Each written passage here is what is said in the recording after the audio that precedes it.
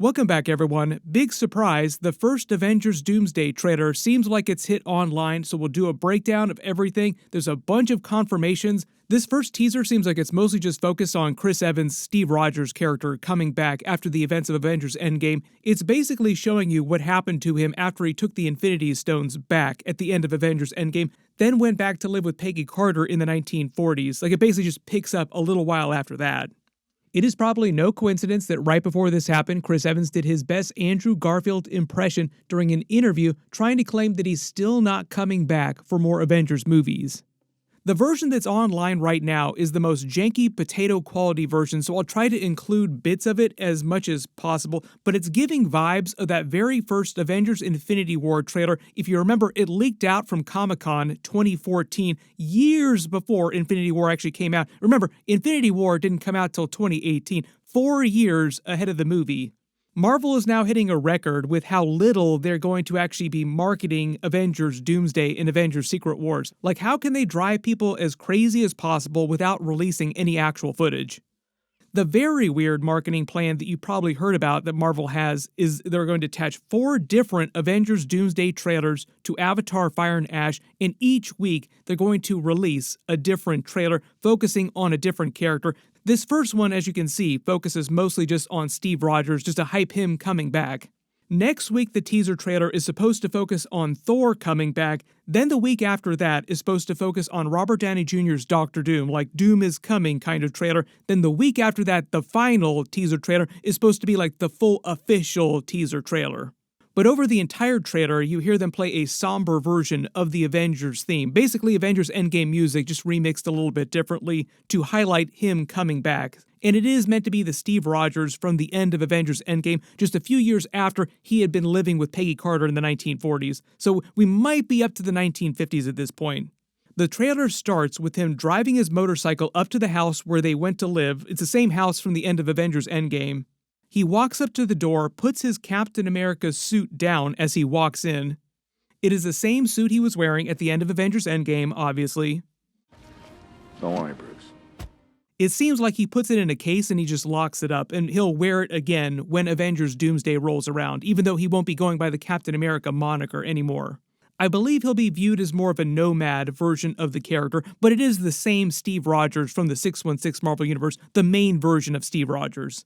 This is mostly because they don't want a bunch of different Captain Americas running around in the same movie, and Sam Wilson will be going by the Captain America moniker during Avengers Doomsday. But because of the way time travel works in the MCU, what'll really throw you for a loop here to make as many puns as possible is this version of Steve Rogers will not have aged up to the point where he goes back to the main universe and gives him the shield, meaning that this Steve Rogers also still has a Captain America shield. So going into Avengers Doomsday, you do have multiple Captain America shields. Then there's a scene of him holding his first son. He had 2 sons with Peggy Carter that we learned about during Winter Soldier. The writers of that movie are the same people who wrote Avengers Infinity War, Avengers Endgame, and one of the writers came back with the Russos to write Avengers Doomsday and Secret Wars. There was a big time travel theory that Peggy Carter did eventually at some point get married to Captain America with some time travel, and this was all after Avengers Endgame, and the sons that she mentions during that, the boys, were really his boys, but this version of Captain America and Winter Soldier hadn't gone through that yet, so we didn't know that at a certain point he would travel back into the past and live a life with Peggy Carter and have these sons. So apparently during Avengers Doomsday, there'll be at least one mini Captain America. Then they show that typical end credit type of title scene where it says so-and-so will come back during the next movie, this time saying Steve Rogers will return in Avengers Doomsday. Not Captain America will return in Avengers Doomsday, Steve Rogers will return in Avengers Doomsday. The Avengers theme music plays again, and it's the same very somber piano version of the theme song, and then they show the Doomsday Clock, an Avengers Doomsday Clock, but based on the real-life concept of the Doomsday Clock, which rose after 1947, World War II, as the Cold War was setting in. Generally, the Doomsday Clock in real life is a symbol that represents the estimated likelihood of a human-made global catastrophe after 1947, so we're talking about the proliferation of nuclear weapons. During the Cold War era, there was always this threat of mutually assured nuclear annihilation around the world, but because we're talking about the Marvel movies, this is the idea that doom is coming, the doomsday of the MCU is coming and counting down to the actual premiere. That's what the date that's counting down to is, the actual premiere of the movie. Barry! A couple hours before the trailer leaked online, the Russo brothers posted this to their account, teasing Avengers Doomsday again. It's one of those cryptic teasers where you can't quite tell, it's a little too blurry. You can let me know what you think this looks like. Does it look like a tree? Does it look like Loki's multiverse tree? Is it just some background prop? Because a lot of cases in the past where they did things like this during Avengers Infinity War and Avengers Endgame, the stuff that they wound up teasing was just background sets and stuff in the background of scenes that weren't really consequential to the actual plot itself, like they weren't that spoilery. Earlier this year, the Russo brothers did another version of this for Avengers Doomsday, where it was them just sitting in between sets, between scenes that they were filming.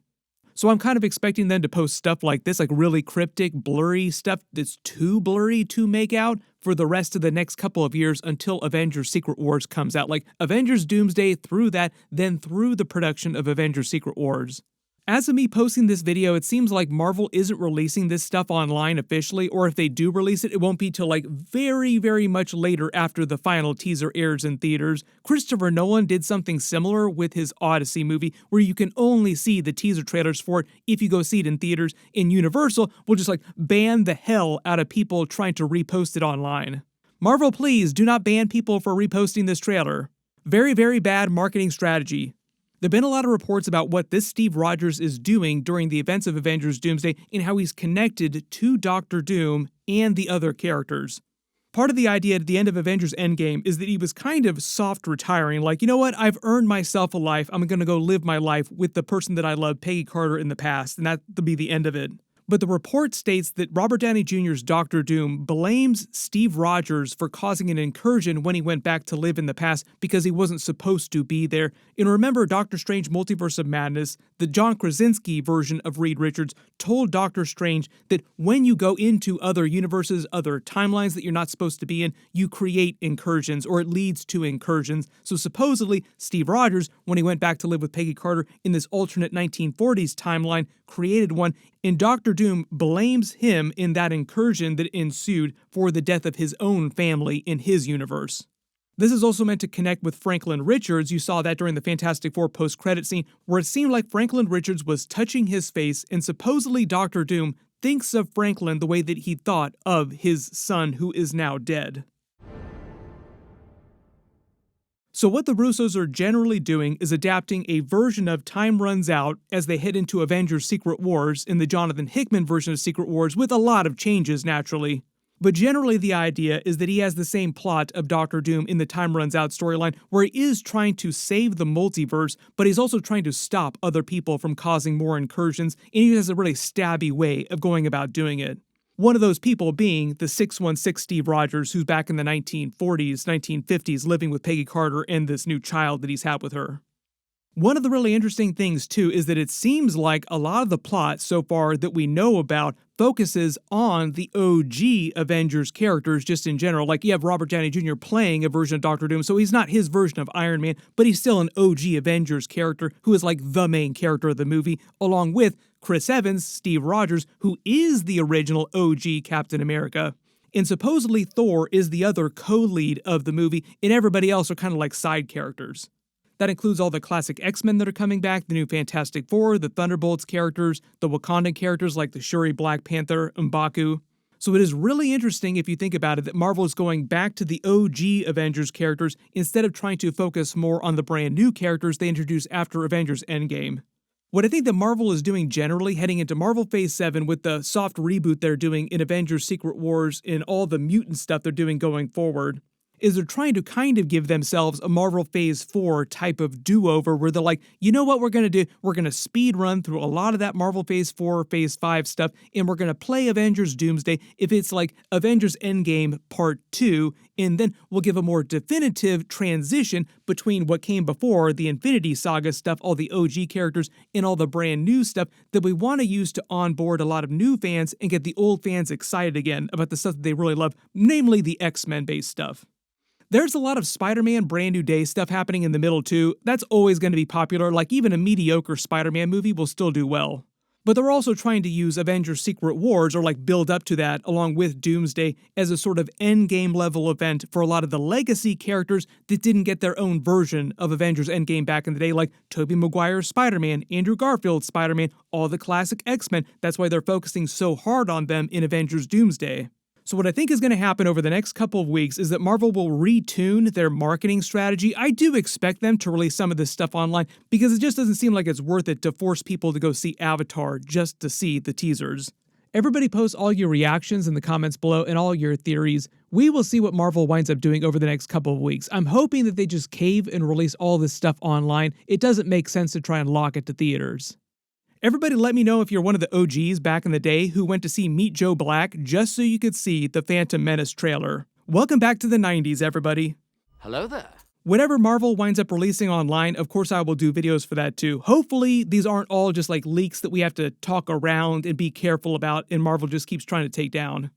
As of me posting this video, they still have not tried to take down the version of the trailer that's online right now. Maybe they will just see the light and just release an HD shiny version of it. I think the next obvious question is if we're getting a Thor trailer next week for Avengers Doomsday, will it let us know why Thor was crying?